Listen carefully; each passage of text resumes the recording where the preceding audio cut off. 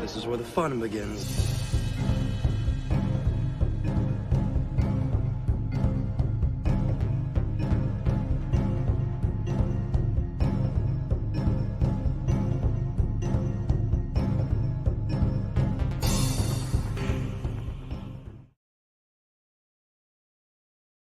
Someone asked me to give the best reason why someone should read the expanded universe. After giving it a lot of thought, here's what I have to say. The expanded universe respects the reader. In the expanded universe, Luke Skywalker's optimism continues where it left off in Return of the Jedi. He's fulfilled hope to the galaxy just like Obi-Wan said he would, not like the Disney movies where he gave up on the Jedi or even the whole galaxy for that matter. The character you see in those movies is not Luke. Luke isn't a quitter. He's not a pessimist. He's a leader. He's inspirational. And he's always there for his friends in times of need. Another character is Han Solo. He's introduced to us in A New Hope as a loner, a man who cares only for himself and nobody else. But by the end of Return of the Jedi, that all turns around when he finally finds friends he can trust and a true love to spend the rest of his life with. And that's exactly what he does in the expanded universe. Han is a devoted husband and father to Leia and their kids. He loves his family above all else. In the new movies, Han turns out to be a selfish deadbeat dad who ran out on his family when things get tough. It's a complete 180 from the character that we saw from Return of the Jedi. Now, another thing the EU does is it rewards its readers. Attention to detail when it comes to continuity has never been done at such a level as when it was performed by the expanded universe. Avid readers will constantly be rewarded for their diligence as comics, novels, video games, and even children's books share connections throughout the entire series, making it almost a flawless, continuous story. And though it has its minor flaws, it's still the best overall story in continuity out there, period. That's what the EU does. It respects and rewards its readers. And that's the best reason you should give it a try. Long live the expanded universe. Are you sure? So be it.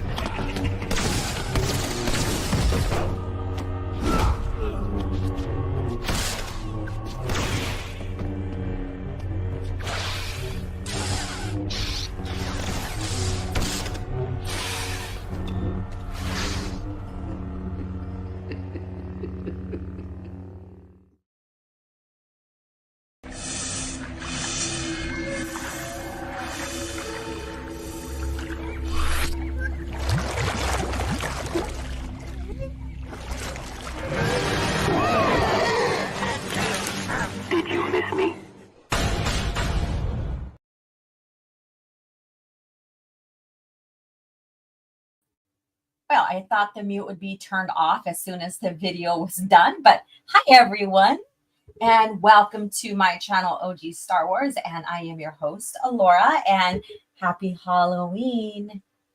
Do you guys celebrate or participate during this time? How do you? Do you just stay home and pass out candy and watch scary horror movies or something? Do you have families and take your kids out to get candy? Or do you throw a little party with your family and friends and dress up and just have fun? How do you celebrate? Well, here for the channel, because I do like dressing up, but I just didn't feel like dressing up this morning. I woke up cold and chilly, so I'm still in pajamas. So your hostess with the mostess is still in her pajamas. And I thought, well, maybe a sexy pajama party kind of theme, like dressing up as a sexy pajama girl. But then I'm like, no, it's too fucking cold too. So anyways, here I am. Happy Halloween. And so we are going to celebrate it Star Wars style. Yes, you heard it from me, Star Wars style. And we will discuss, for lore-wise, the creepiest, scariest type of species in the universe, our galaxy. I did ask a question on what is your favorite creepy, scary species. And I did ask something similar like that on Twitter. And I asked for suggestions or to share. And, some of them were very common, like answers that you would see, like what you would see in the movies and stuff, which I totally respect. But I want to give something that's a little bit more outside the quote unquote box of the movies and get into like the unknown spaces, the unknown regions, I guess you could say, maybe, of the scariest and creepiest species. Now, as we go through this list here for the lore part, and I didn't mention anybody or any species or anything that you thought maybe should be discussed, start that conversation in the chats. Yes, but in the meantime, please go hit that like button. Tell people we are live. We are live here this morning. Good morning. And if you're catching the replay, say hello in the comments.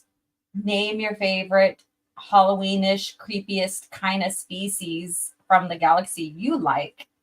And just create a conversation with me. I'll heart it, I'll comment, whatever. I try to at least, but sometimes I'm ignoring you. Just my life has been extremely busy. And I do apologize, but I do appreciate you contributing to the conversation even after we are done here. Now let's see who's in the chat. And as we begin, what's in your mug? What type of drink are you enjoying? Of course, I have my CAF. And did you pull out any of your favorite Halloween treats to sit down with and, munch on while we talk here? So let's see here. And my avatar right here, do you know who she is? Now, I refaced my face onto her, but do you recognize this character right here that I am dressed up as in this avatar? I guess you could say, quote unquote, dressed up. So let me know if you recognize and just say her name. Say my name, whatever. But anyways, my streaming buddy says my vote from G Canon is the trash compactor monster, or the Dianoga. Okay, the Dianoga.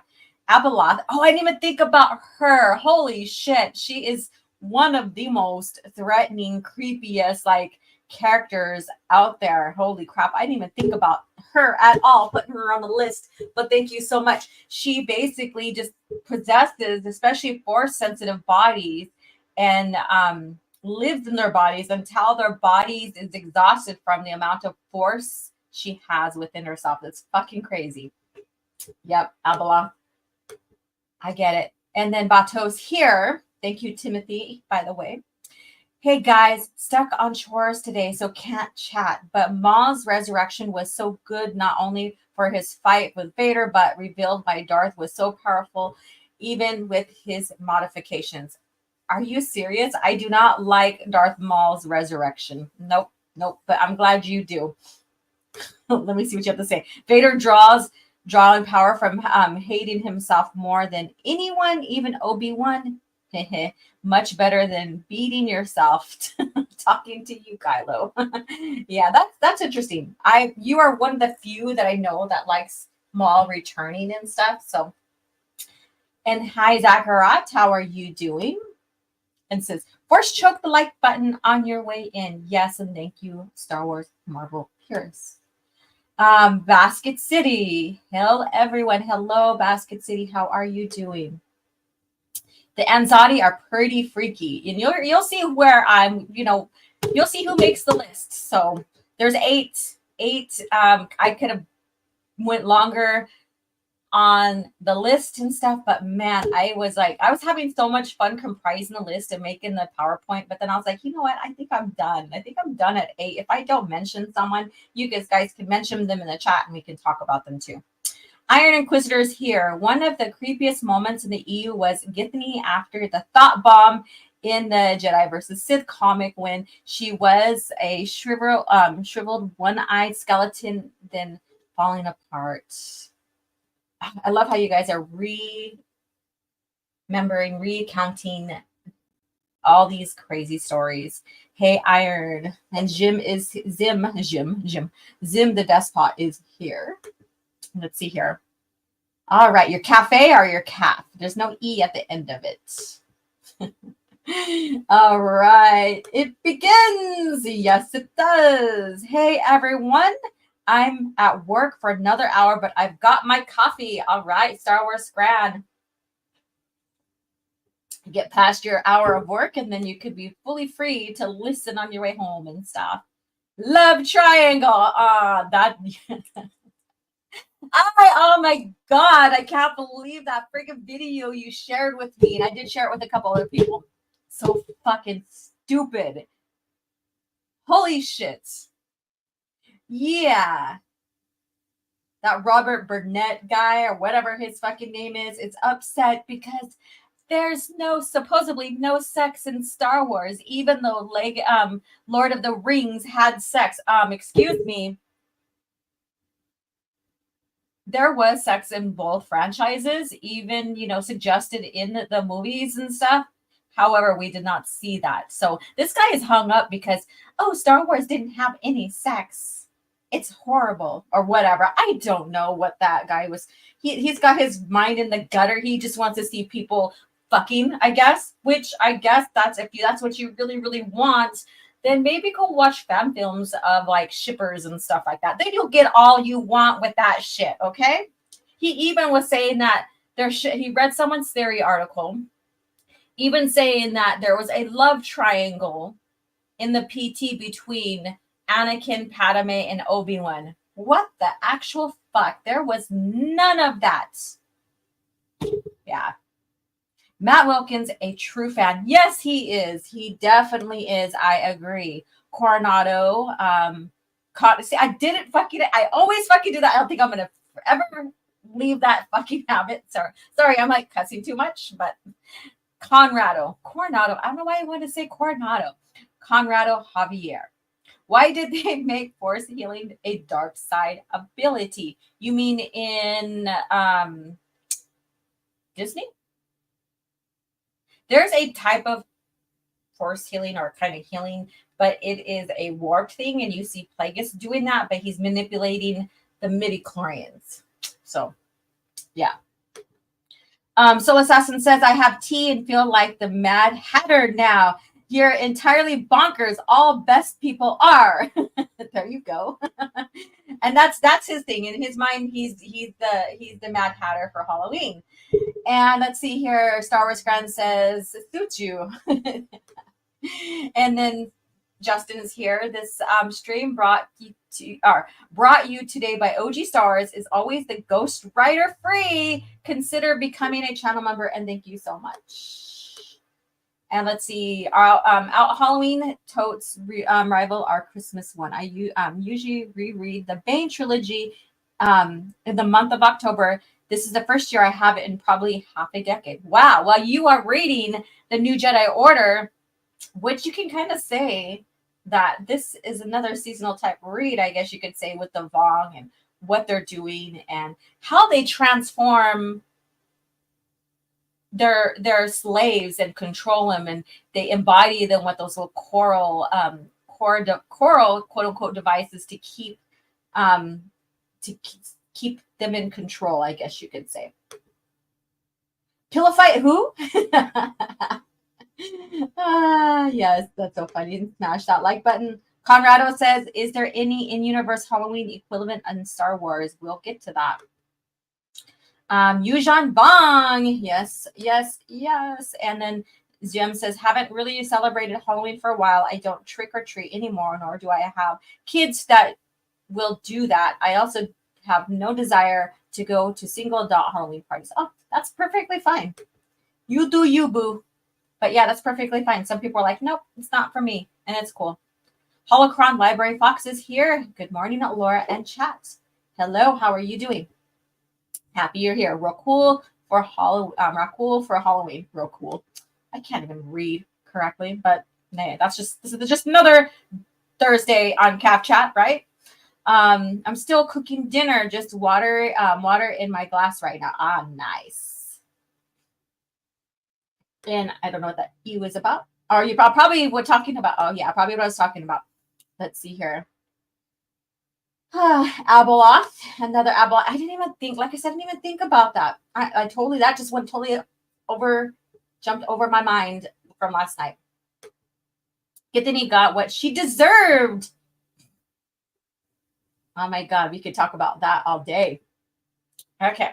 I am with the purest on the creepy, especially if you're force sensitive yourself. Something living but not touching the force, that gives me the creeps. Like the what is it called? Usilamari or whatever they're called, the lizard tree creature thingies from Thrawn trilogy. Where did Luke come from, Mr. Burnett? Exactly. That was so freaking crazy. I was like, Soul Assassin gifted me with that video. And so I decided I was skipping through it, and I was like, I'm going to watch most of it while I get everything ready.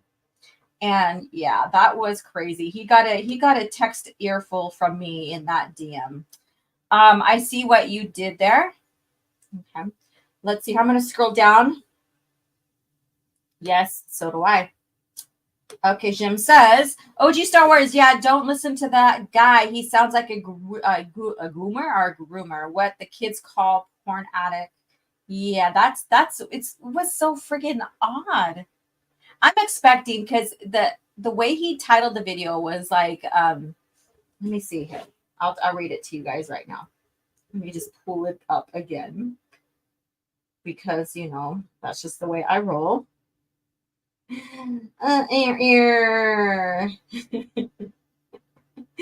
Let's see here. It says, be honest, there's only 2 great Star Wars films.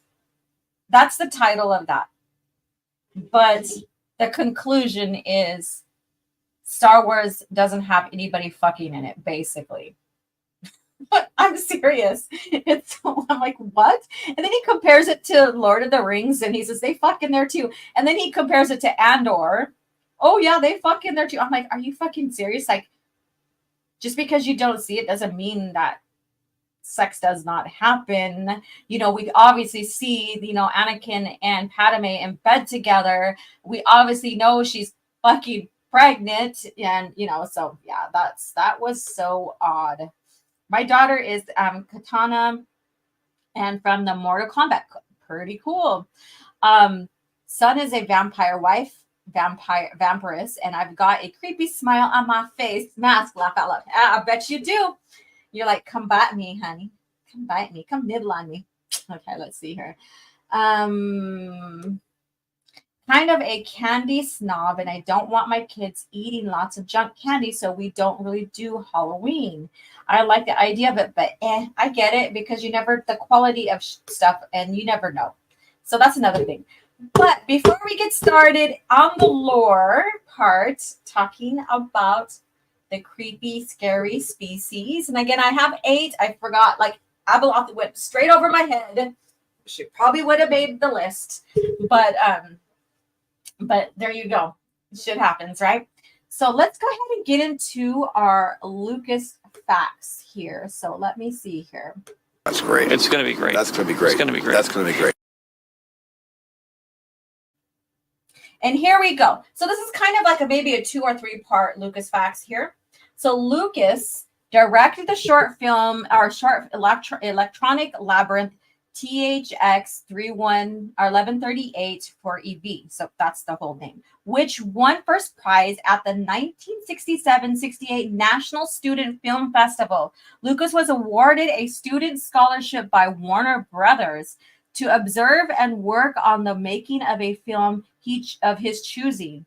The film he chose after finding the animation department closed it down was Finian's Rainbow, 1968, which was being directed by Francis Ford Coppola, who was revered among film school students of the time as a cinema graduate who had, quote unquote, made it in Hollywood.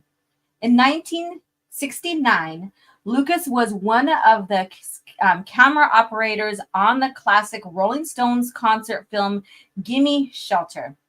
So there you go. A little bit of filmography for George Lucas here. Facts.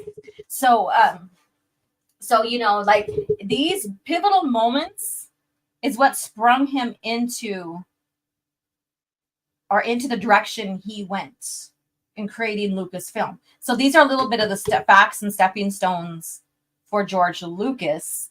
and and how his love and his newfound love for creating films and stuff like that sprung, and the influences he had. Just imagine if he didn't win that film festival, which gave him a scholarship, we probably wouldn't have Star Wars here today. So let's see here. Since it's Halloween, let's talk about scary creatures. There was one warrior in Legends that scared Darth Vader to his core. Then his own master, Source Star Wars Tales #4, Moment of Doubt. Oh, I think I know what you're talking about. And then Mike is here. Hi, Mike. He says the Anzats are Anzati. So Anzati is the plural. Anzat is the singular. Are pretty creepy. Yeah. So there we go. Anakin scissor fist Padme with his hidden lightsaber. Oh my goodness. Let's see here. I remember trick or treat as a kid when then having my parents check my candy, then having a large amount taken away called the parent fee. I would do that too. I would pick a lot of my favorite ones out. And then I also would regulate like candy because I'm not a stickler on like candy per se, but I just don't want my kids on the sugar high constantly.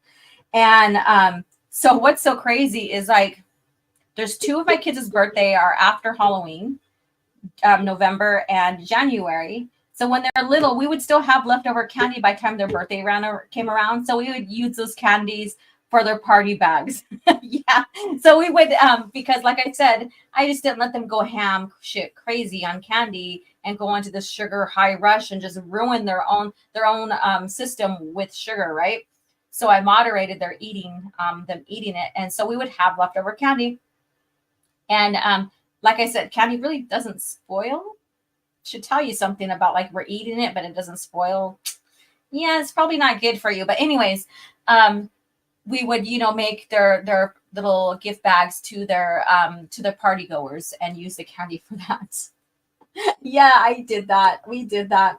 And they helped with it. They agreed. So let's see here. My kids now know to hide their Snickers, Twix, and Kit Kats. They know already. And Rodimus is here. How are you doing? Death Troopers. I agree. All right. So with that being said, let me go ahead and take this off the screen here, and we will get started with the lore. I need to make a little lore segue video thingy bobber. But that will be in the making. Let me go ahead and that's number 8. Okay. So I nerd out. You guys know me. I nerd out. I try my best most of the time to provide visuals for you guys on what we're talking about lore-wise. So here's number 1, the zombies of the Star Wars galaxy. Now, zombies has always graced the Star Wars galaxy from ancient alchemy of the Sith, going thousands of years back to biological weapons created by the Empire. They were the undead, mindless flesh-eating to primitive feral instincts that could learn from each other and operate machinery. So we have the ancient Sith alchemy of creating their zombies as armies or what have you, to also creating the viruses that create zombies and using them as a tool, I guess you could say. And there you go. So zombies. So let me know in the chat, anything you know about zombies in Star Wars.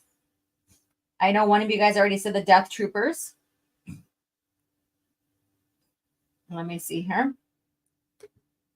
Oh, the only zombies in Lucasfilm are page shells and traders who want Kathleen to scissor fist the entrance gate.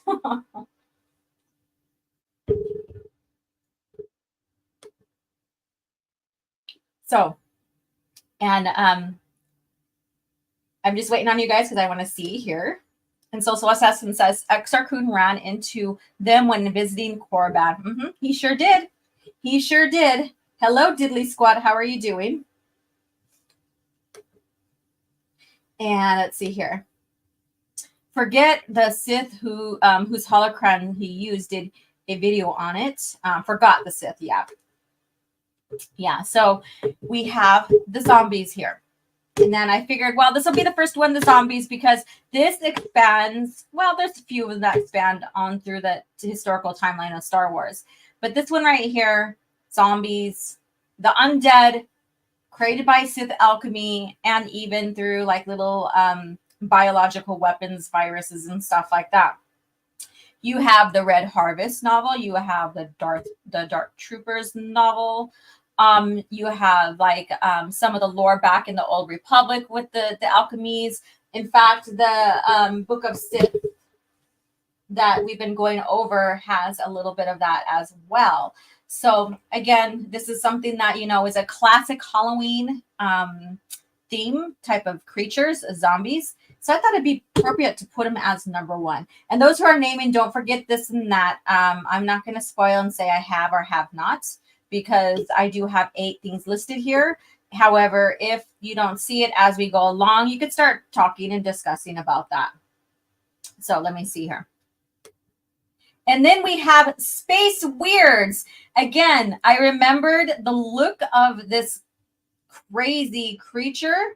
I just never thought of the name. So when we talked about this last week, I believe, I apologize. I knew of them. I just didn't know that they were called Space Weirds.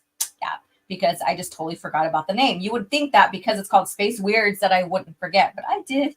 So this Star Weird, or Space Weird, is supposed to be Star Weird. I said Space Weird, Star Weird.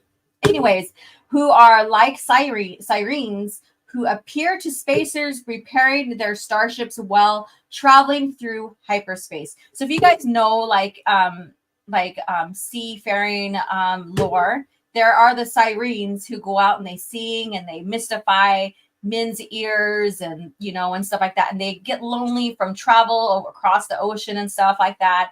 And then they entice them, lure them in and kill them, basically. So these are like the equivalent to that. And so I thought I'd share that. Star Weirds, I can't believe I put Space Weirds. Well, anyway, Star Weirds would choose a target and emit a telepathic scream that terrified most individuals. So unlike the sirens who are singing so beautifully, enchanting the seagoing people's ears, men's ears. I can't English. I can never English. You know, this is the opposite. They scream. They have this telepathic scream that terrifies individuals. They pass through solid form, like shields and even halls and stuff like that, to pursue and track their victim. A powerful force user. They hate. So they are powerful force users too, as well, and they hated force users on top of that. So you have the Star Weirds. I can't believe I put Space Weirds as a title. But I don't know. That's just me. Let's see here. The Filoni verse is a corpse that kee't rising from the grave. There you go. You're like, I think he's speaking of. I can't English. Yeah, I can't English too. Also, the way the Techno Union experiment in the Nelvanians on the Nelvanians. Yeah, there's so many stories out there that are crazy. You're like, man, these writers, because it's space, it's like there's trillions of different species and they all act in their own specific ways in their culture, how they were brought up and stuff like that. So, you know, basically it's alien to humans in a sense, right? So, but just imagine traveling and maybe going through hyperspace, and even in repairing your ship, you know, in traveling through hyperspace or deep space or whatever, and then encountering one of these Star Weirds. You know, let me see here.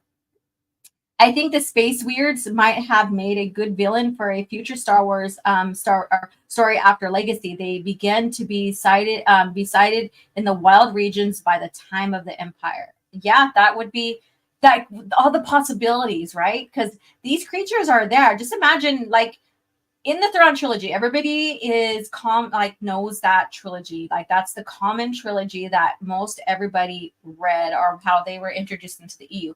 So just imagine when in Thrawn trilogy, when Luke Skywalker, escapes the Chimera, and his ship is now broken, so he's stranded in space. And this is before Mara Jade goes and finds him. She has this. She finds him because she senses him, but we're not going to get into that. We're talking about the Star Weirds or Space Weirds. Just imagine him and R2. They're trying to figure out how to fix. He suits up and stuff like that. I think I remember that. And him and R2 assess damage and realize that it's going to take a while for it to fix. And so he's like thinking of the strategy of going into hibernation and all this other stuff to sustain his body until he's found. Just imagine if one of these Star Weirds came and approached them. That's fucking crazy. That's scary, right? Like, how would Luke have dealt with that? Would he die? Would this Space Weird or Star Weird kill him? That's freaking crazy just to think about. Like, if you want to make a scary, like a spooky story out of part of the Thrawn trilogy of Luke getting stranded in space, that is crazy. We will talk about that. OG, I read a book called Anakin Journal, and Anakin Journal. And the end of the book, it says the saga continues with the new book, showing that the books are also part of the saga. Yes, they are. Yes, they are. Iris is here. Would say they sense him in hibernation, though. Who knows? Who knows? Who knows? Because he does come in and out of hibernation because he can sustain himself only so long. He still has to come up and feed himself regularly, but in the forced trance will slow down his body metabolism, so he doesn't have to eat as much. So who knows? But that would be friggin' crazy. That would be friggin' crazy to like think about that. Like I don't do theories or what ifs and stuff like that, but just for the sake of the funny here, with these crazy creatures, these creepy creatures that like this version of a siren called Space Weirds or Star Weirds or whatever. Yeah, just imagine that. All right. And then Anzadi. So again, Anzadi means is the plural word for Anzat. Anzat is singular. And so I have two, I have two images here, but just imagine they're like the vampires, I guess you could say, of the galaxy. And they basically insert their tentacles that are protruding out of the side of their cheeks into your nose to eat your brains, or what they call also the soup. A very ancient near-human species from Anzat, the Anzati were feared due to feeding upon their prey's brain with tentacles that retracted from their cheeks. The quote-unquote soup the Anzati drank was the force from their prey. This would strengthen their own connection to the force. They also called the soup the Sea of Memory. And these guys are very, very ancient, and they also taught the ancient Sith about the soup. So there you go. Let's see here. Not to mention the weirds tormented their victims by changing their faces to mimic them while killing them. Yes, that's right. And I forgot to add that. Great point. Just imagine like you're staring at yourself while you are killing yourself. Holy fucking shit. That is crazy. Katarn soup. Let's see here. At least their tentacles come from their face cheeks.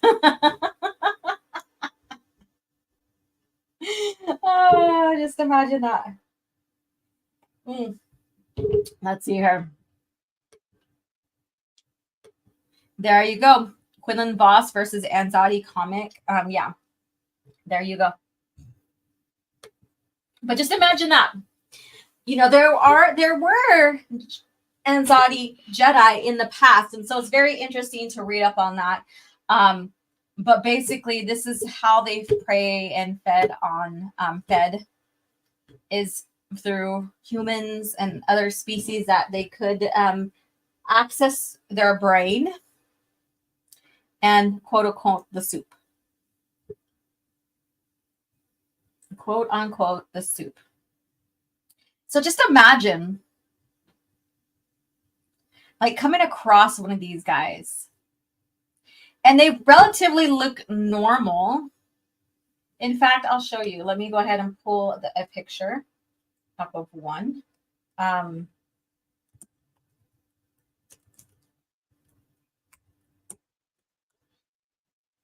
Okay, let's see here. I'm going to go ahead and many of you guys might be familiar with this one here, I would think, but doesn't mean.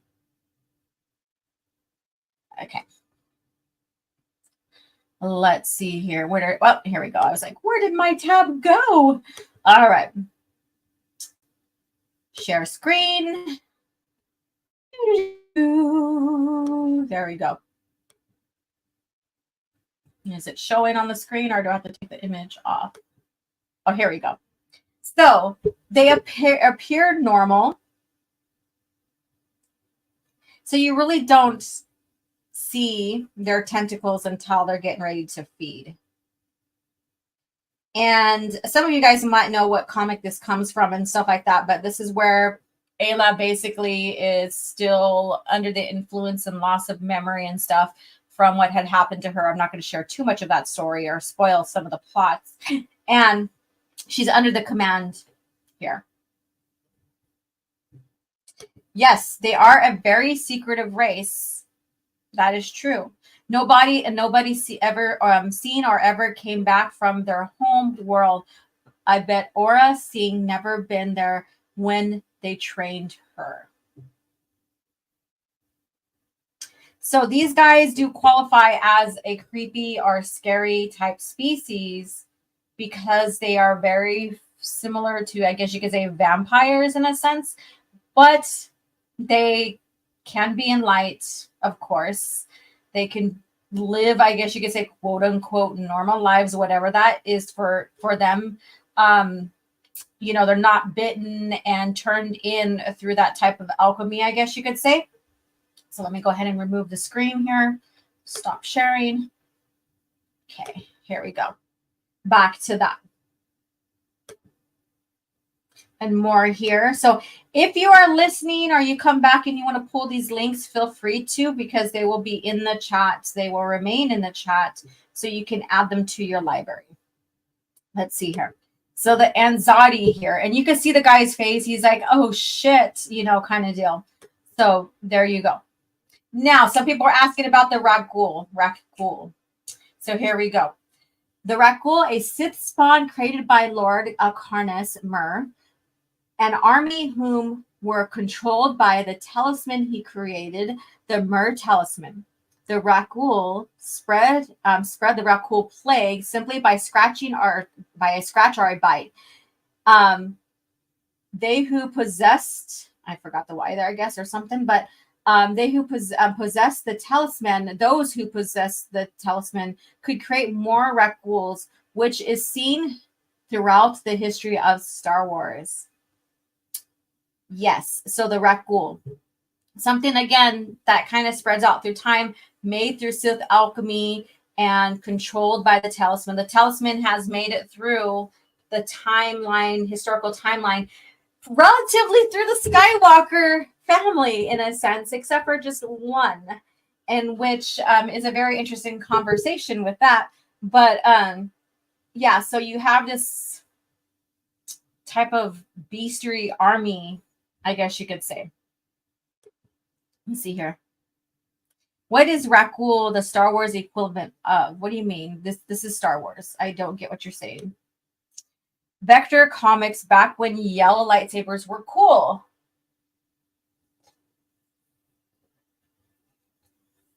And these guys were, I wouldn't say they were mindless, but maybe in a sense they were. And if you had the talisman, you had control of them. You have control of them. And I forgot to say, like some of the, like going back all the way to the first slide, the zombie, you even had a Rancor zombie. So that was pretty cool. And I forgot to mention that. So by the way, and then OG, what's your rank for EU cartoons? Mine is Clone Wars 2003, then Droids and Ewoks. If anybody wants to answer this too, I would say Clone Wars 03 for me, Ewoks, then Droids, and yeah. And of course, TCW doesn't make it on there at all for me, really. And then Mr. Dystopian, good afternoon to you. Good morning from Kelly, I guess you could say. Yeah. So if anybody wants to expand a little bit on the Rakul, since some of you guys were asking for them, feel free to. I'm going to take a sip of my coffee. Let's keep this conversation going. Let's see here. What do you guys know about the talisman?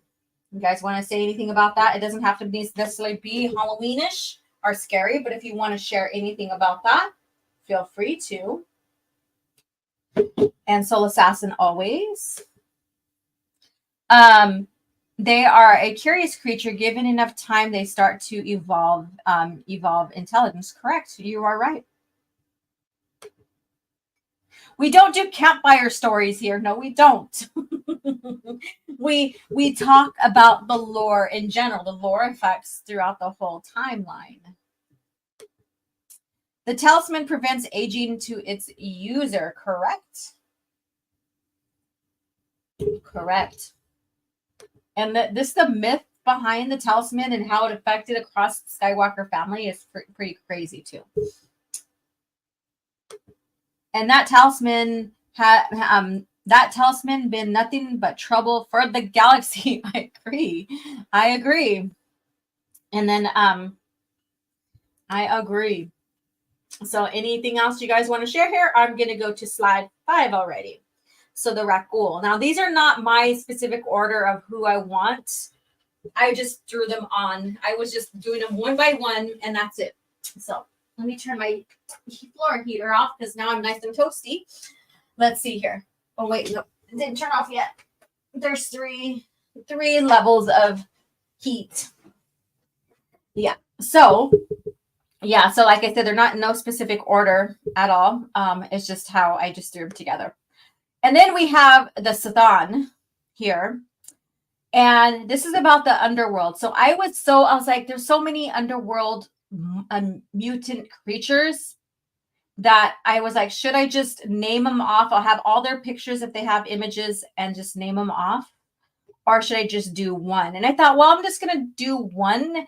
If you guys are curious, you guys can get into the Coruscant underworld mutated creatures. That's something worth looking into. It's fascinating. The underworld of Coruscant. It's kind of creepy. It's very, not kind of, it is creepy. Like there's instances where, even Luke had to go down to a secret meeting in a secret New Republic meeting room that he never really knew about until then. And they had to battle off some of the mutant creatures. So, so he had to, make sure that those who are joining him down there, and he was warned about them, that, they made it through safely. And so it's very interesting. And then after the Yuuzhan Vong had mutated the world and stuff like that, it created more, more horrific stuff down there, which you kind of see in a sense once you get into the legacy comics with Cade Skywalker, that evolution there. So the Sathan basically is a mutated from humans. So let me go ahead and go through this. The Coruscant underworld holds a lot of mutant species, including humans. Many became terrors whom thrive on any type of prey. Sathan, also known as troglodytes, are native to Coruscant, have lived in the lowest levels of the underworld. They even basically barrel down into the earth part of Coruscant. So that's what, thousands and thousands of levels down, right? If you understand the system of Coruscant. Their ancestors were humans who were banished from the surface for their crimes, residing in the darkness of the Undercity for thousands of years. They genetically changed into terrifying creatures. So there you go. So just imagine, being banished down into the underworld, like levels and levels, thousands of levels down, and not really coming back up, and from living in that type of climate, that type of environment, mutating and evolving into, or devolving, I don't know if you want to call it evolve or devolve, into such creatures as these. Now, these guys also affected Maul in some of his stories, like Darth Maul has ran into them, like in Shadowhunter and stuff like that. Like I said, Luke has too. So just imagine, like, it is real traveling down into Coruscant. Like, there is life-threatening, not just your gang members, not just your average thugs and stuff that make their home in the underworld area, like maybe a few, like 50 levels down and stuff like that. But this is thousands of levels down, and even they come up. They come up too. So just imagine running into these mutant creatures and having to fight for your life. Fight for your life. Let me see. Aren't Sithan able to transform people like Rogules? There is an instant and of that, and I didn't put that on here. I think it has something to do with the talisman too, but are similar to as the talisman and stuff like that. So there was some kind of alchemy going on. Rodimus said, somebody told me the TCW is more of prequel hate for prequel haters than prequel fans, and I agree a lot. Okay. I mean, you guys are still talking about the PT and stuff. I'm trying. I know we're talking about scary things, and everybody's like talking about the Clone Wars, and okay. 1313 is safer than where the 1313 is safer than where the Sithans live, correct. So the deeper you go, the more threats there are, is what I'm establishing here. And you have the thug levels of, like, having to deal with thugs and stuff like that. But as you go deeper into the Coruscant's underworld, yeah, there's a lot of threats. Let's see here. We could have had them in George's Underworld series. Yeah. Imagine that. I mean, there's a lot developed for that, but we just don't know the extent. Only from the preview video that was shared. And then Silver Ogre. I say Ogre. Sorry. I'm not like renaming everybody today. Good afternoon. Sorry I'm late. Surprise brunch with my brother and nephews still visiting from Germany. Hey, do what you got to do. That's pretty cool. Conrado says we've got reference from the canceled game called 1313. Yeah. 1313, we have the underworld view of the developing show that George decided to cancel because it's too much to make. He would, that amount that he was putting into it could have been for a movie or at least a trilogy and stuff. Coruscant sounds like a lot like Dante's a description of hell with multiple levels. Yeah, I mean, you can put it that way in a sense. That sounds just about right, and it's like Dante's description. And there's even paintings about that and stuff, which is pretty cool. Diddley Squat says, wait, I remember the project called Starscream. That was it, or what was that about? Starscream? You know what? That's not resonating in my head. Would have been primetime show on TBS or TNT. Yeah, I think that would have been really cool to have and see what George makes of it. But again, it never happened because it wasn't worth his time and money and effort, I guess you could say. Disappointing, yeah, but then he knows his limits and stuff. I guess it is what it is. Now the SSi-Ruuk or Si-Ruuk. I would say SSi-Ruuk, but because that's two S's, but the Si-Ruuk. Si-Ru singular, Si-Ruuk plural. So if you guys read Trusat Bakura, this is where you probably would be introduced to them, and then you see them make appearances throughout the timeline, especially after after the New Republic era. So the Si-Ruuk or Si-Ru is a species that invaded from the unknown region. So another unknown regions type species, right? Using their enactment or technology that extracted the life energies of sentient beings to use them as power sources for their mechanical technology. Let me go ahead and go back. They use them to form a navy. So basically what they did is they had this enactment technology that they strapped their victim in, and they brainwashed them. So this is how creepy they are. Now they're little dinosaur type beings, and so when people were saying, "Oh well, Disney wants to bring dinosaurs," and I'm sorry, people, dinosaurs were already in Star Wars, so that was kind of a moot thing. And when you want to enter Disney, especially in the diversity thing and that clipboard, make sure the original lore doesn't have that in there, because then you just sound ignorant, I guess you could say. And I'm not trying to be mean or anything, but yes, there was dinosaurs. There are dinosaurs in the lore, and Si-Ruuks are basically that. They look like dinosaurs. But anyways, I digress.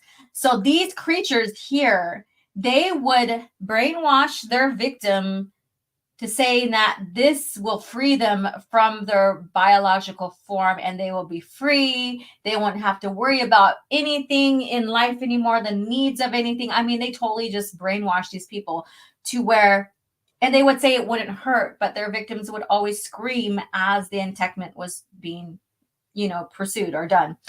And and they would take their life force out, and they would put them in ships and stuff. They would use them in their starfighters as armies. And what's crazy is like when Luke discovered, when he encountered them for the first time and didn't realize that, because he realized there was no one flying the ships, but he could feel the ships. Crazy, right? And when he realized what was going on and stuff, he had to free them. And that's what hurt him the most, in a sense, because, of course, Jedi absolutely don't want to kill if they don't have to. But freeing their sentient essence, or their spirit, I guess you could say, from these ships was a little hard for him, even though it was justifiable. So that's freaking crazy. So imagine these species, and they make their appearance in the New Jedi Order again. So that's another crazy little arc there. There's so many little crazy arcs in New Jedi Order. It's it's fun to read. It is fun to read. So these guys right here, they're from the unknown regions and stuff like that, and they have their own religion. They have they kind of sound like, when they talk and stuff, they kind of sound like birds or flutie or whatever they call them. They call them fluties. And they have, just like the Vong, they have their own religion, their own ceremonies, to wherever they make a home, they have to do certain things and create a certain ceremony, I guess you can say, to make it, to kind of bless the grounds where they're going to live at and stuff like that. So it's crazy interesting. These guys are a bit creepy for what they do. Let me see what you guys are saying here. And let's see here. Obviously, the writer of Trusat Bakura is a Jurassic Park fan, right? Let me see here. Starscream always punked by Megatron. Let me see here. Enactment was basically cursed in enchantment. Yeah, I mean, you could say that. That's true. Let's see here. Conrado says, I wish Lucasfilm created Underworld as Disney Plus. No. Why do you want Disney Lucasfilm to create an Underworld for a Disney Plus show. Hell fucking no. You don't want them to touch anything from the past.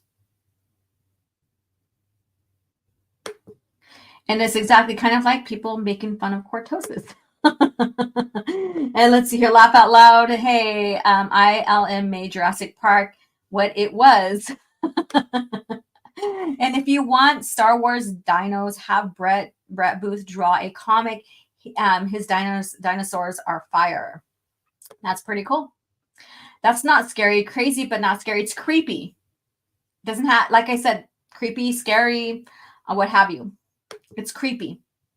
Each member had a different color based on their cast. Yes, exactly. And I didn't want to go into the history part of these characters. I just wanted to give the, like, what makes them creepy or scary? What do they do? Why do they qualify to be on the list, right?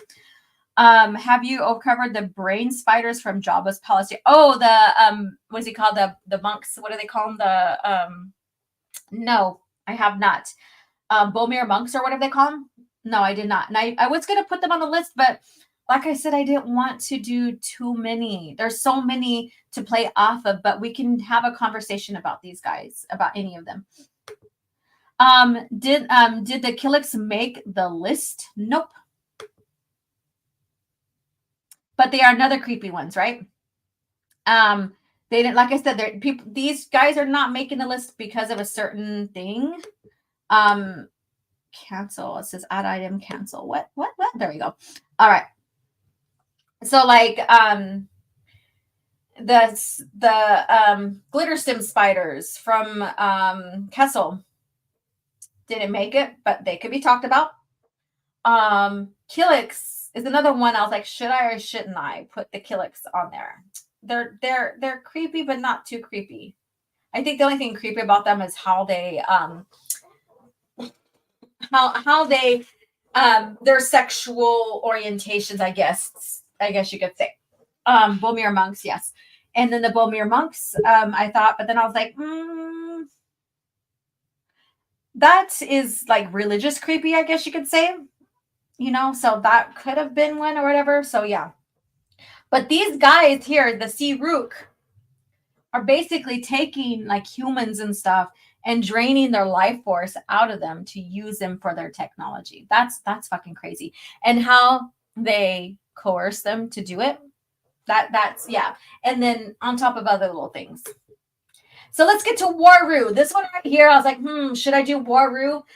Because this is comes from a book that's probably not really well loved in the Star Wars community as a whole. I mean, if you want to, you know, put it that way. Waru, a trans-dimensional being from a universe parallel to the galaxy. Waru's original home is polar opposite or anti-force to the galaxy's force.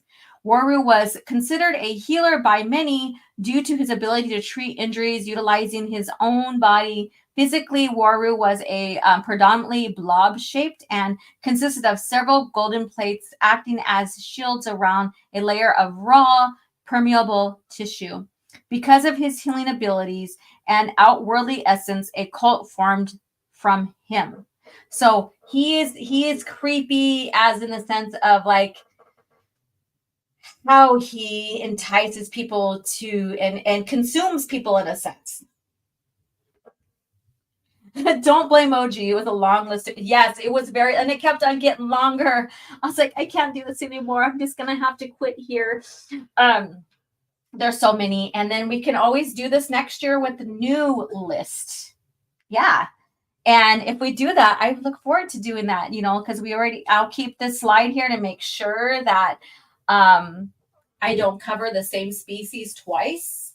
And we can, you know, have a whole new playlist, or not playlist, but you know what I mean, playlist of. Now, Waru, basically, we know that he basically, Luke consumed Luke in a sense. He had to go there and rescue and stuff. But because he's this trans-dimensional being that is anti-force, basically, I thought that he would be a quick topic here because of who he is. There have been a lot of trans-dimensional beings appearing in Star Wars Galaxy throughout the lore, correct? And, you know, these guys, these trans-dimensional beings are a bit scary. The unknown is scary. How they interact and maybe how they act can bring fear into people, right? And so I was like, okay, because Warrior is not very creepy, I guess you could say, in a sense, maybe a little bit. He's not scary, but there's a bit of fear, because the fear of the unknown and how he acts and presents himself and stuff like that. So I would put, so I decided to use him here, there. But I don't know what you guys think about him. Please share in the comments here and let me know. We're almost done here, and then we can go into and talk about the book of the week, which I'm excited about. I'm excited. I'm so excited. I just can't hide it. There we go. All right. So Warrune, looks like no one wants to chat about him, and that's okay. Let's see here. I still suspect Rory is somehow related to the Bedlam spirit. Wow. Interesting. I didn't even think about that. The unknown regions is basically the Bermuda Triangle of the Star Wars universe. Yeah, it could be, because you never know what you're getting into. And last but not least, the very beings I am reading about right now through my reread, the Yuuzhan Vong. Now, they are extragalactic species. So they are from a whole different galaxy, coming in to conquer and reshape the galaxy to fit their needs. A whole new villain and threat to the whole entire galaxy, including the Imperial Remnant and other sections of the galaxy. So these guys are creepy in how they act, how they worship, and they are very fucking scary for how badass they are with their technology and how they use their biotechnology to live and thrive, all of that.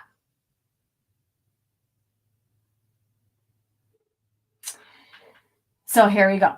The Yuuzhan Vong originated from the unknown galaxy, set conquest from galaxy to galaxy, depleting resources and moving on. Finding a proper galaxy to make their own home, they relied on biotech such as living ships and seeing technology as blasphemy. So basically mechanical technology. And we all know what they did to them. They basically tore up R2 units and stuff like that and other type of technologies, threw them in, did a ritualistic demolition of them, I guess you can say. To one point where when Luke and Jason went back to Balcaden, was it Balcaden? And it wasn't Balcaden, but anyways, went back to the scientist lab there on a planet, one of the first planets. Shit, I can't even remember the name. Star Wars, Marvel purist, if you can give me that name. And you went in there and you can see all the technology was just torn apart, ravished. And there was an R2 unit there. And that was basically torn and de-gutted and stuff. And inside there, they put in a head. That's how fucking crazy they are. As a warning. It was a Balcaden? Okay, I was right. Balcaden. And it was like a warning. These guys are fucking crazy, creepy, scary. Like if the Jedi, they put fear in Jedi where Luke's trying to rein in his Jedi to not go dark, something's wrong. Oh, yes, the Vong Hounds. Yes, I can't wait to get that. I can't wait to get to that. Hunted Jedi could have made the list. Yes, and that's the thing. There were so many. When I was typing out about the Vong here on this PowerPoint slide, I was like, should I do their Voinks? Was it Voinkskers or some? The Voinkskers are just the Merkers breed that they bred they re-engineered for their Vong hound, and I forget the name of it. It's not Voinksters. It's something else. yeah. But anyways, let me see where that they would enslave and sacrifice lesser beings. So if you didn't live how they lived, believed what they believed and stuff like that, you were infidels, right? So they would enslave these species. They would use like the little coral beings they would attach to different parts of your body, which grew inside you. And that's how they kept control of you until you died, because these creatures would keep growing and growing and growing inside you. Eventually you would weaken and die. Sometimes you wouldn't, so it depends. I know that they try to implant one in front of, like, I'm on Dark Tide 2 Ruin, and they try to implant one on Jason. Jason was already captured. I mean, he gets captured so many damn times. Well, not so many times. I'm being hyperbolic. But this first time he gets captured, they place one of the little coral beans underneath his eye and his cheek right there. And when he gets rescued, they have to pluck it out. They cut his cheek and pull it out of him and stuff like that. But just imagine, like, being a force sensitive and feeling these little life beings being inserted in your body and growing and stuff like that, which goes back to the SSi-Ruuk, where Luke is implanted with some lung worms, and I forgot the name of them anyways. And not by the SSi-Ruuk. And he could feel them growing inside his lungs and stuff. So he uses the force to kind of entice them out. That's another whole story in itself. We could, there's like so many little different species, like brain worms and stuff that I could have used on this list as well. And so they have these little coral beings live and grow inside their slaves' bodies to keep control, because they do have what is called a world brain that also is the main drive, I guess you could say, if we're going to talk technology, is the main drive to control and keep the ships, in tune with each other and all this other stuff. Just recently, within the 3 books, they discovered like the world brain, and I think it's the Vector Prime, the world brain that was there, got destroyed. And they realized once that was destroyed, all the ships started like flying real funky, and like chaos ensued and stuff like that. So right now I'm reading in the reread them discovering what makes the Vong function. And them not being in the force, like they're totally blind to the force.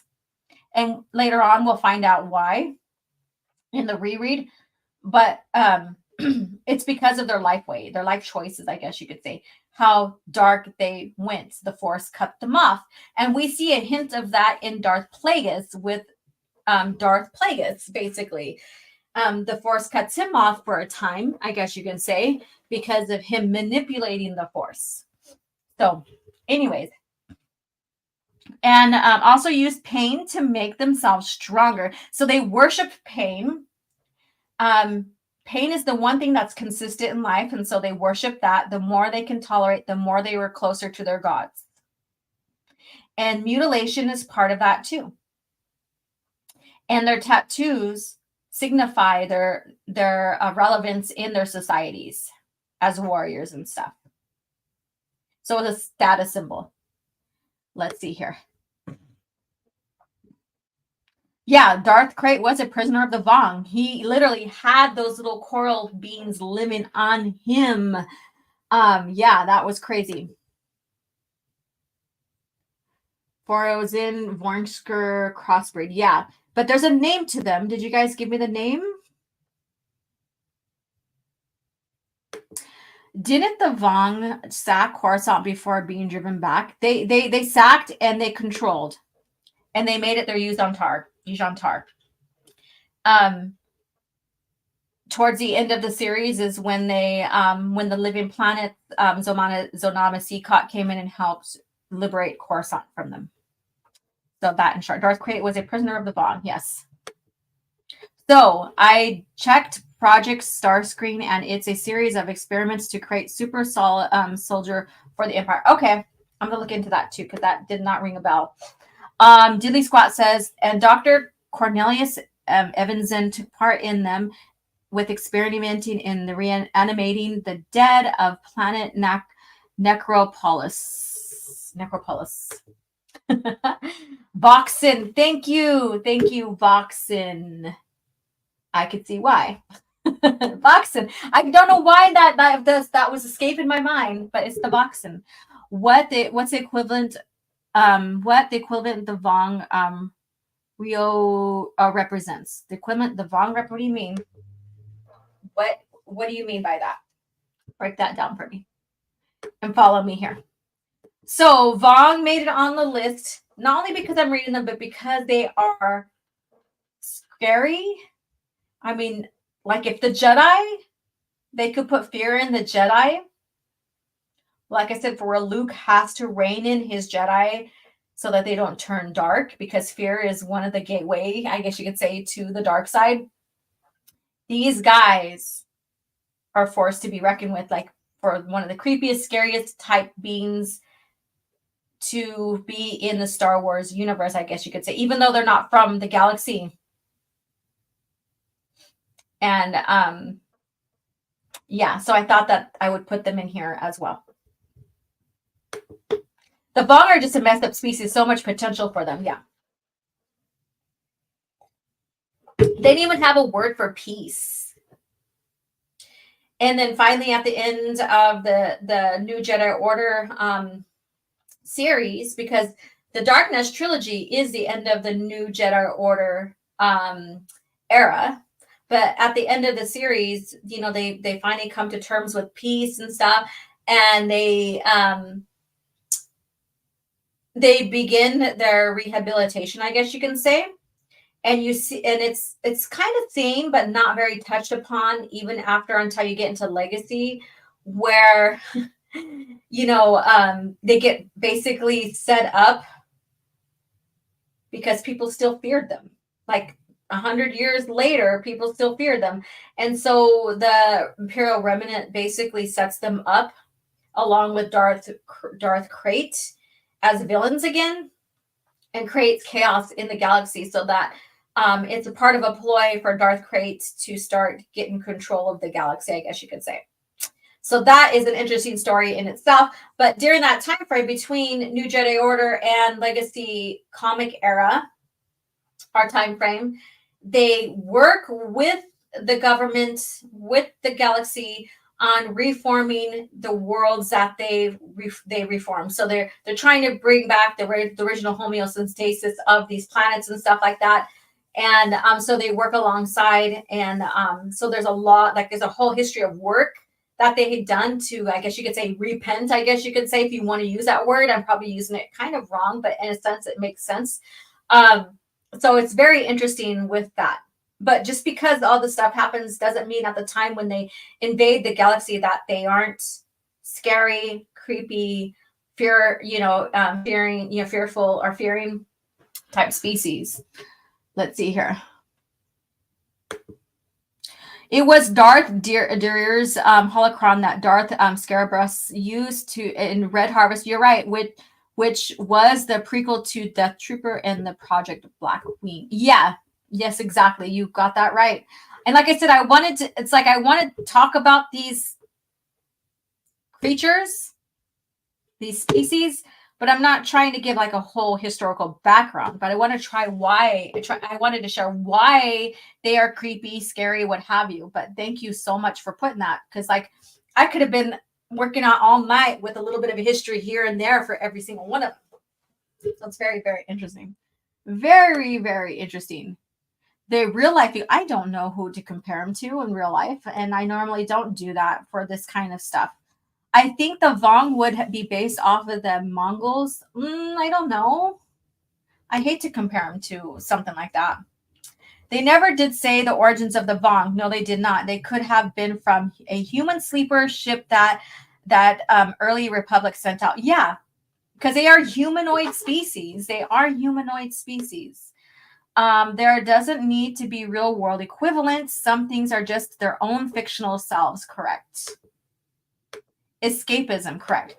So there you go, you guys. Again, we can do this next year and add new species and new in other areas, creepy areas of the galaxy, that would be fun. So again, like I could be here I could have been working on this all night and had like 10, 15 and stuff like that. But man, you know, it's a lot and I don't mind it, but yeah, let me see here. But is there anything that I missed? You guys could start naming off that you think that should have, that you think that, or you want to talk about. I want to say you think that should have been on the list because they obviously would be. But feel free to share below anything that I did not mention.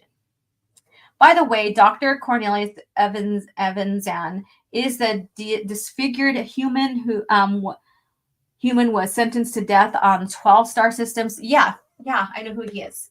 Yeah, thank you so much. Yes, his first appearance is in A New Hope or Star Wars. Yeah, let's see here. So with that being said, feel free to share anything that I did not mention. That's okay. This is what CAF Chat's about. Now, let's get into.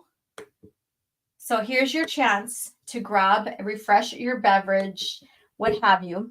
And then we're going to get into book of the week. So let me see, what commercial do I want to put on? Let's do this one. Prepare yourself for Star Wars, Shadows of the Empire. The evil Empire has struck back with a vengeance, and a new villain, the crime lord Shizor, schemes to replace Darth Vader as the Emperor's second in command. With Han Solo held frozen in carbonite by bounty hunter Boba Fett, it's the rebellion's darkest hour. Now, join Jedi warrior Luke Skywalker, hard-charging Chewbacca, and go undercover with heroic pilot Dash Rendar and his booming Outrider. But can Han Solo be freed and Shizor be stopped? Star Wars, Shadows of the Empire. Look for the authentic figures and vehicles from Kenner.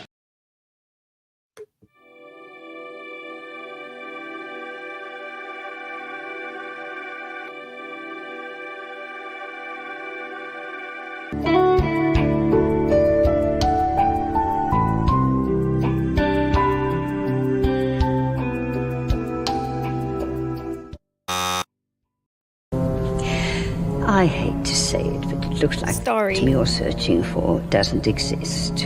Impossible. Perhaps the archives are incomplete. If an item does not appear in our records, it does not exist. Here you guys go. So the CAF Chat book, our series of the week, I decided not to just pick one, but do the whole series. Like I've been picking like a book out of a series and highlighting it. But this right here is something that I want to just go ahead and have in its entirety.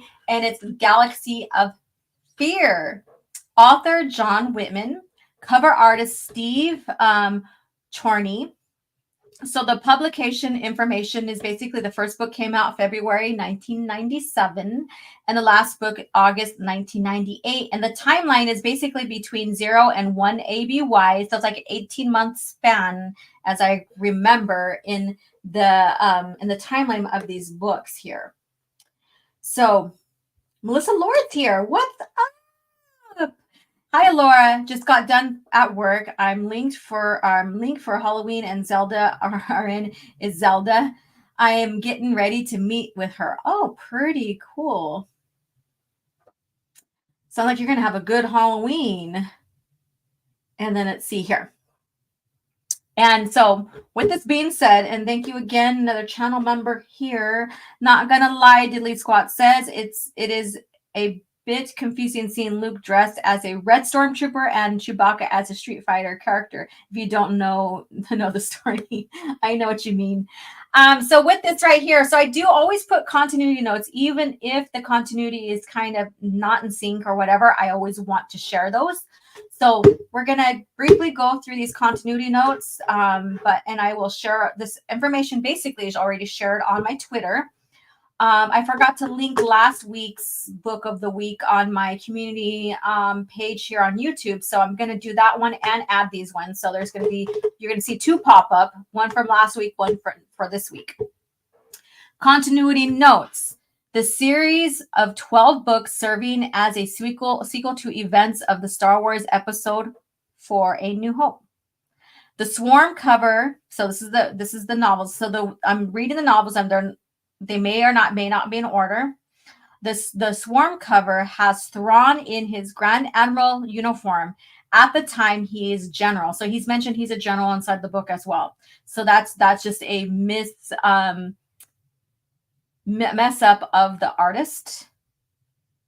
You know, he's probably just had one of Grand Admiral's Thrawn's images with his Grand Admiral uniform on and just used that. So that is something that was, you know, like did wrong, I guess you could say, but it's not bad. It's just that he's a general at the time, not a Grand Admiral.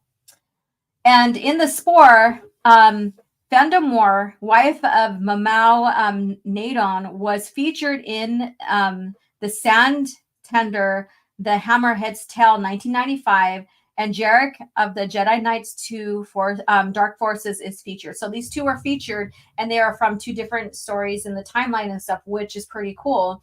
Cross-referencing, keeping continuity and stuff there. And the Doomsday ship, Dash Render's ship, is erroneously called the Outrunner. So basically, they renamed by accident Outrunner instead of Outrider. So that was a mess up on their end. And the clone novel of the series and within the series featured cloning devices dated back to the Old Republic. There are none mentioned in the comics. So basically, the clone one, they had these high technology type clone troopers or clones and the technology, and they stated that they were from the Old Republic, but there was never mentioned of any cloning facilities during that time frame. Mind you, there could have been, but it was never mentioned in the comics and stuff like that. So those are some continuity error info that basically that I pulled up. There probably is a little bit more, but I thought this would be an interesting share since, you know, cloning and stuff is something that people know a lot about in Star Wars.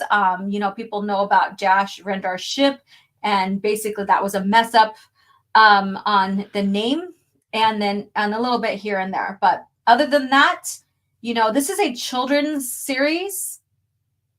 So I think sometimes people give you know, a pass to any errors within a children's series. It's supposed to be a fun, spooky read, which they are, and I highly recommend it just to have fun with the reading, with, you know, getting into the seasonal type of reading, I guess you can say, of Halloween and stuff like that. Conrado says, "Why did Filoni turn Thrawn? I don't know. I don't know." And here is the link if you want to start listening to them. I did not check. And I meant to last night, but I was so busy else, you know, doing other things and preparing for the CAF chat. But I did not check to see if Thrift Books has them available for sale on their website. Let me see. Thriftbooks.com. Let me see here. If they do, I'll recommend the link. Let me see. Galaxy of Fear. So if you do not have the series, then you can add it. Oh, yes, there is. So you can start collecting the Galaxy of Fear. And like some books are $3 and some are $8. So, you know, but I would still, like, if you're building your library and you don't have them, then here's the link. Start ordering and building your collection. There you go. So CAF Chat Book of the Week. Galaxy of Fear series. And I hope you guys enjoy it. If you have them, good. If you need to add them, then, you have most of them. Hopefully then you can get the ones that you're missing. There's 12. It's a 12 book series. There you go. There you go. And so I remember seeing them when I was a kid when my school did book fairs. Yeah, same here. Why was it during that time I was in the school? I was in high school, but yeah. There were a lot of going on with I would see them in the library still over there in the young readers, I guess you could say. I haven't read the series either. Okay, well then there you go. Another thing to add on your list, Justin. Another thing. All right. So let's get into our cringe factor and then we'll start winding down. So let me get this guy off page here. And let's see here. You know, I didn't even do this. Or I didn't even do my Lucas thingy for my book, the book one. Well, or the fax one, I'm sorry, but that's okay. All right, so speaking of New Jedi Order. I have fought the worst of all wars and witnessed the redemption of evil. I have seen balance restored to the Force. But order can turn to chaos, as it did when I was born. Now, with my loved ones and my loyal allies, I face a new challenge unlike any before. And I'm not sure this time we can win. Star Wars Vector Prime by R.A. Salvatore, the first novel of the New Jedi Order.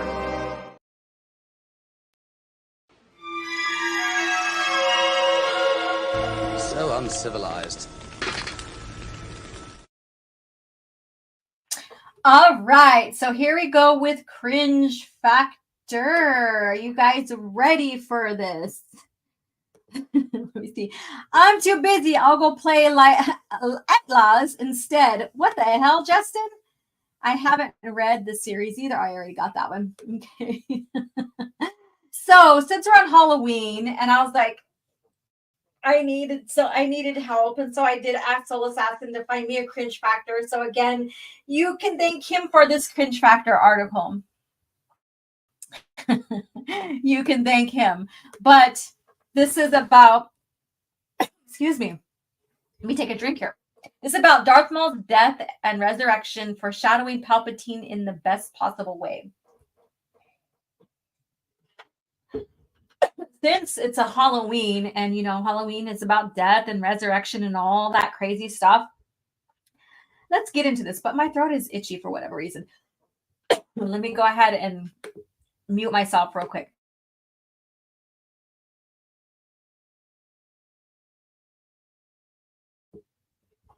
Already the title triggers you? It was a light week for cringe articles. Oh my goodness. All right, so let's get into this. This is by Daniel Tingalia. All right. So the return of the Emperor Palpatine in the Star Wars movie. So basically they're talking about Disney folklore, has been criticized for years by looking back. So he acts like this Tingalia, that Rise of Palpatine has been out for decades. Yes, it's been criticized for years, like a few years now, a couple years since it came out. But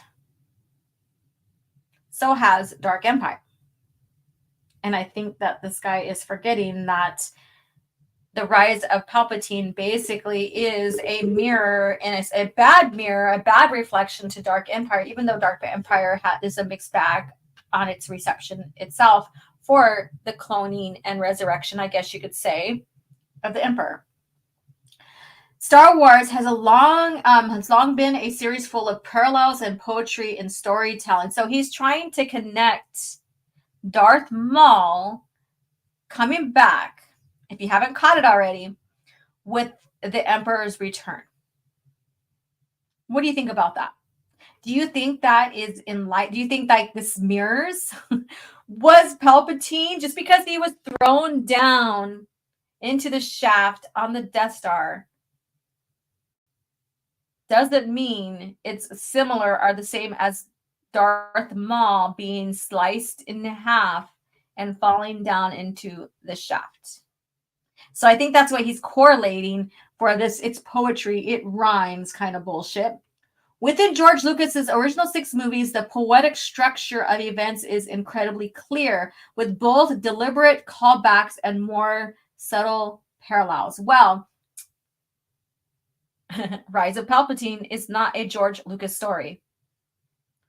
So don't be using what George created. And I did share a video on my Twitter that really, really, really ties in well. Great research on the poetry rhymes type of effect that George created between Luke and Anakin.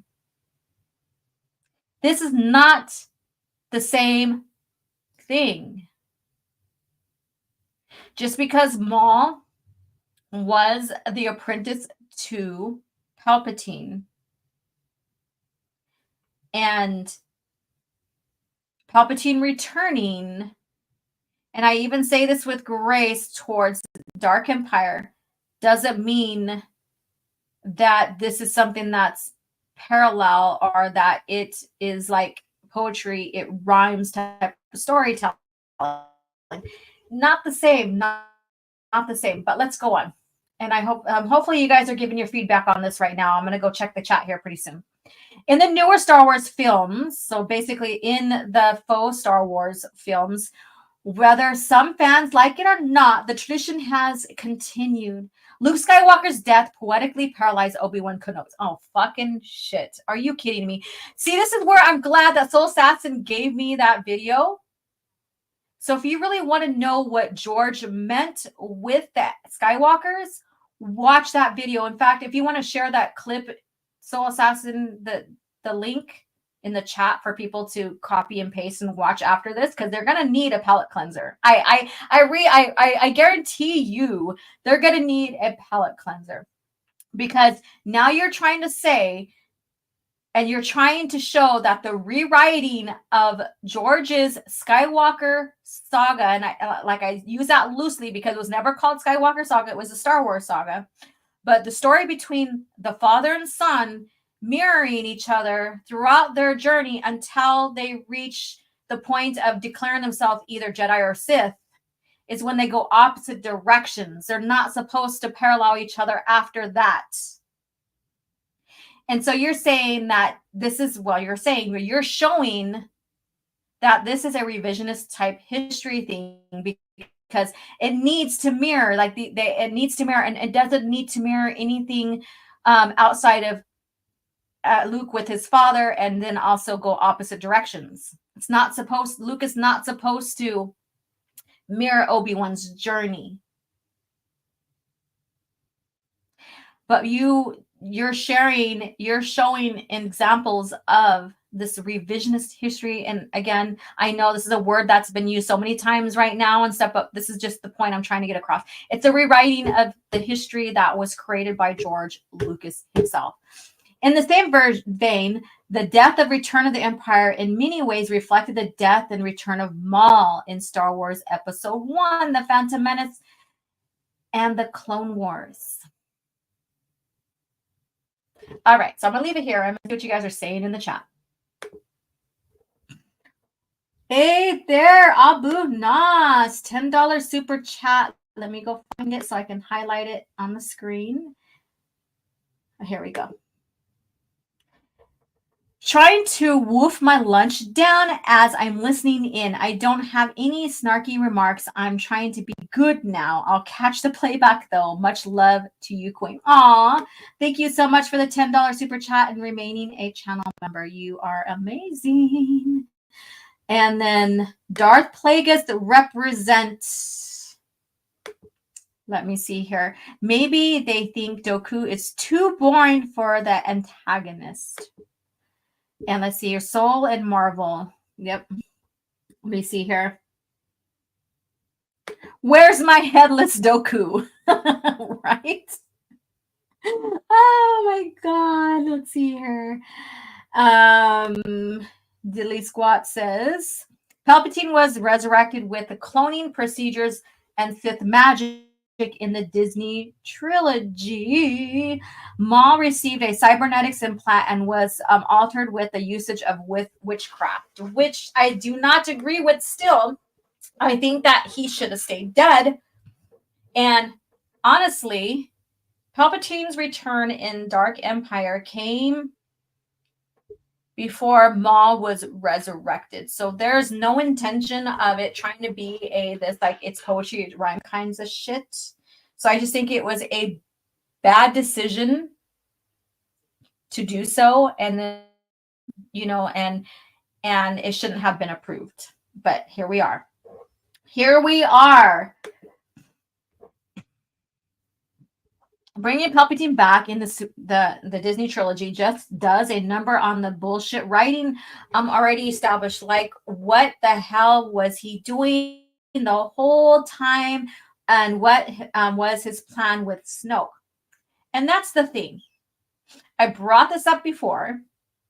When you look at Dark Empire, it's like years, like it's so close to his death in the timeline that it made some sense, because you could see that he was ready to go back into action right away. He had already planned for his own army, his own shit. You know, it wasn't like decades later, because it was already established that Palpatine was basically prepared for almost anything, in a sense. And I'm just talking specifically about Dark Empire. And I think the time frame does matter, whether we like it or not. On his return, the time frame does matter based upon the character. There's no need for him to have sulked in the background for so long and kept on going through clones the way he did. Like, they try to mirror the aging of clones, like the fast aging of clones, because of how much force powers or abilities he had. But it didn't make sense for him to like keep shedding these clones and these clones and these clones time and time again, going a few decades or a couple decades away from his death. Whereas in the original lore, it was like, what, not even 5 years or something like that. Not even that. It could be a little bit more than that. I'm going off the top of my head, so I could be kind of off, and that's okay. I am kind of off, but you guys love me still.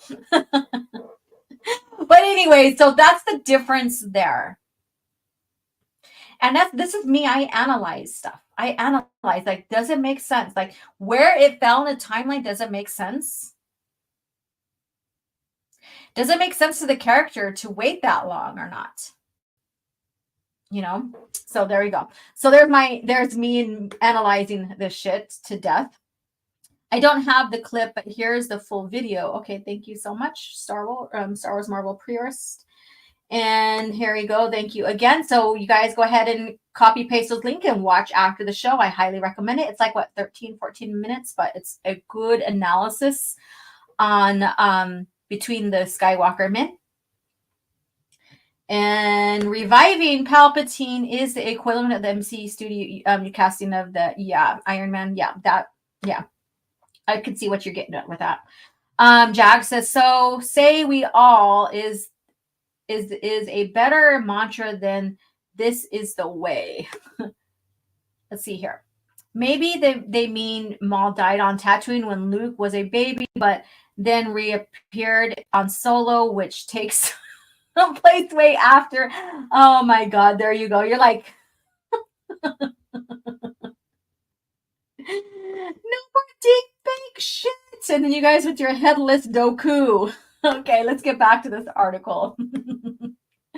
All right, let's see here. Okay. Oh, now there we go. So they have images of this here between the Phantom Menace and Return of the Jedi. But I'm not worried about that. For years, audiences have noticed that many parallels between the Phantom Menace and Return of the Jedi with George's Lucas's version of Star Wars. There were the first and the last films, and because of that, they had many similarities. The crowning achievement of these parallels is the Battle of Naboo and the Battle of Endor are similar in almost every way. Not necessarily, no. One is about the discovery of the Sith and trying to destroy him, and then having your master and becoming a Jedi. Yes, but a Jedi that is already a part of an established order, whereas Luke is fighting for the freedom of the galaxy against his father, trying to redeem his father, and then becoming a Jedi to form the new Jedi Order. So yes, there's similarities, but there's a huge, vast difference between the two. And that doesn't mean that he's supposed to parallel Obi-Wan whatsoever. And that doesn't mean that the Emperor should have came back. Because, like I said earlier, Maul died. And he was meant to be dead until he wasn't years later. So there's no way you can say that George was meaning to mirror Palpatine and Maul, because at that time Maul was dead. And then, yes, George approved a cloning of Palpatine. So in a sense, he didn't survive. His essence did. He forced and transferred his essence into clones, but that is totally different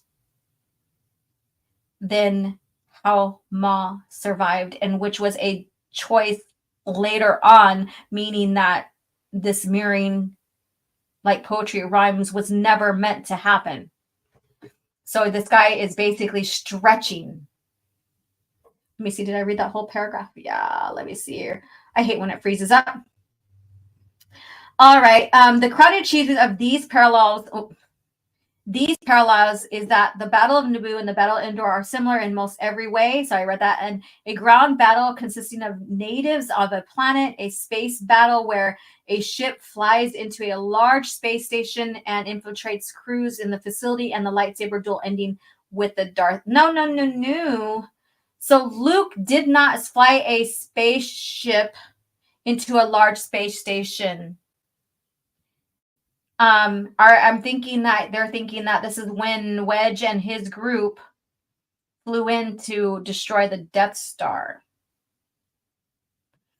which is very different in a sense. But anyways, I digress from that. And the lightsaber duel ending with the death of a Sith.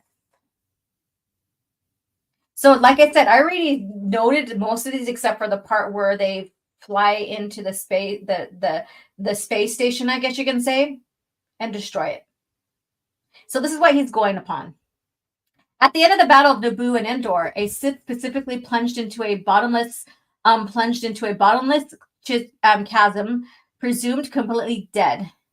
So one was thrown, basically plunged, and one was chopped in half and falls over. There's a difference. Maul wasn't plunged into the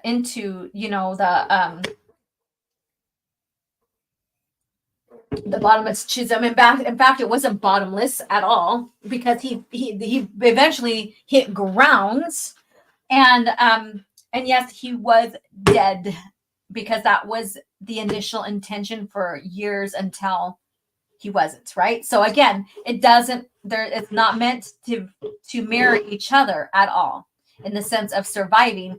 It's supposed to mirror each other on the sense of death. So there you go.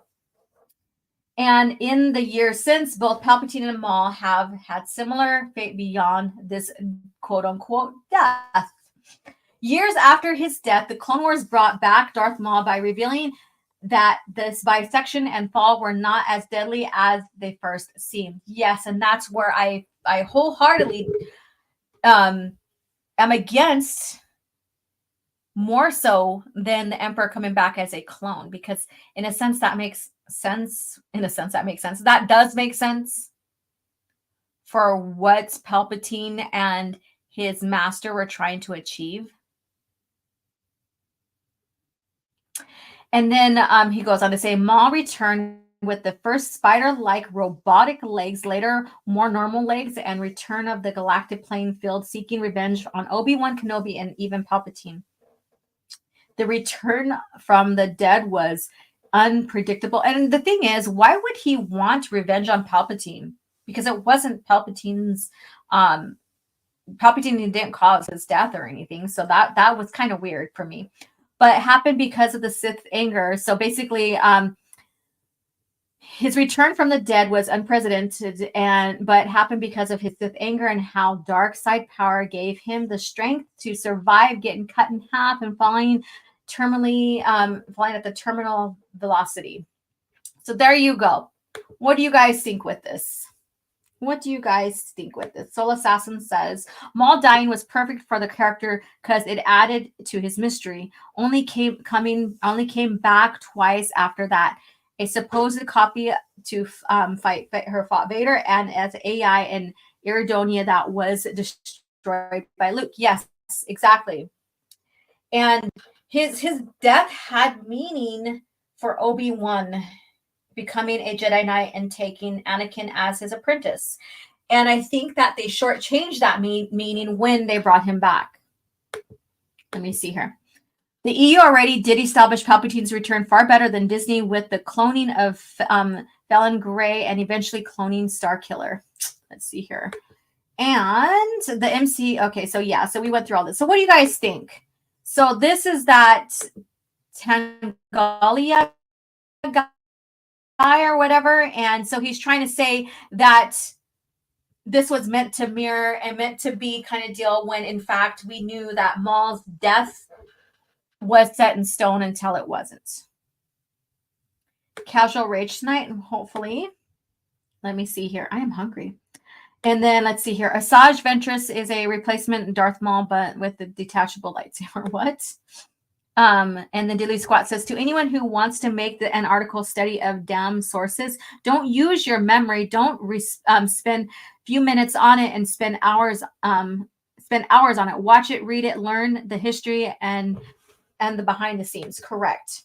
And so this is the cringe factor, kind of like you can laugh about it, you can kind of get mad about it, and you can kind of see that this person made some false claims that it was always meant to be like that when it wasn't. And so like Diddley Squat said, take your time, learn about that behind the scenes, all of that before you comprise a story such as this. These two stories, these two guys, in a sense, weren't really supposed to come back. George approved both of them. Yes, he did, for Dark Empire and for Maul. But one made more sense than the other. Does George make sound decisions? Not all the time. Not all the time. And he does speak a lot of out of tune, I guess you could say. His actions speak louder than his words. And if you follow me and a few others who counter the anti-EU, George did not like the EU, blah, blah, blah, blah. You could see how he has contradicted himself, how his company had to go back and retract what he had said and correct those statements. And that George's actions do speak louder than his words. And that says a lot right there. So, conclusion here, George doesn't make all the best decisions, or when he speaks, sometimes contradicts himself. And I think this right here is proof to that. Like I said, both weren't supposed to come back. Both were approved to come back years later. One was a better decision and made more sense than the other. You decide which one. I'll leave that to your own choice, your own choosing. Who do you think was better in coming back? Which made more sense?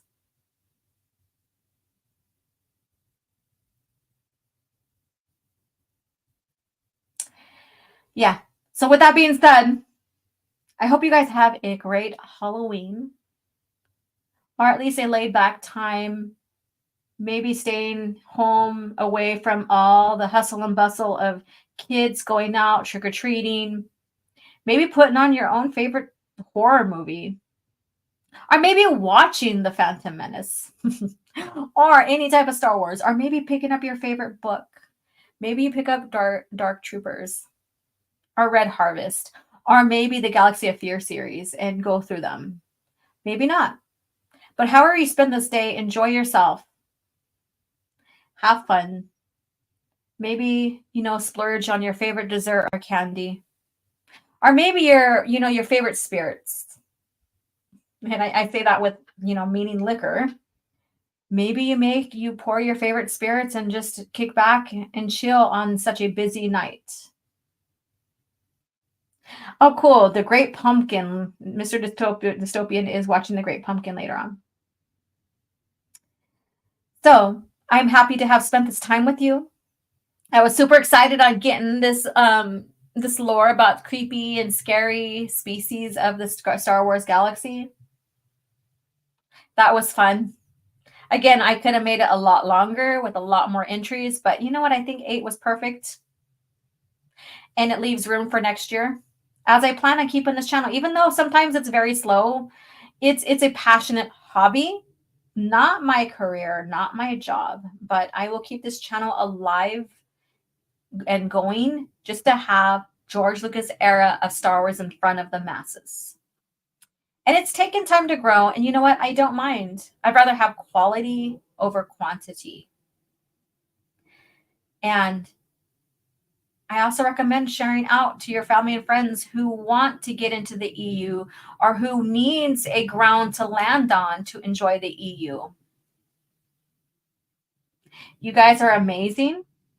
And I appreciate every single one of you guys that come here and sits with me on the time that I schedule this, which is the morning time for me. I understand that, you know, life happens. People have to work, all of this other stuff. So those who come in time and time again to spend time with me, thank you so much. I appreciate it. I appreciate too, you know, chatting with you guys on social media and stuff and keeping this in front of everybody. You guys are amazing. And you guys have a great day. Yeah, I think I'm done. I think I'm done being a little bit of mushy with you guys. I am done. So with that being said, you guys have a great day. The fate of the galaxy is now in your hands. With the new LEGO Star Wars Slave 1, you can load Captain Solo, arm your weapon systems, man the cockpit, and take off with the most feared ship in the galaxy. But watch out for rebel ships. No matter the enemy, no matter the firepower, you control the action. With the new LEGO Star Wars collection.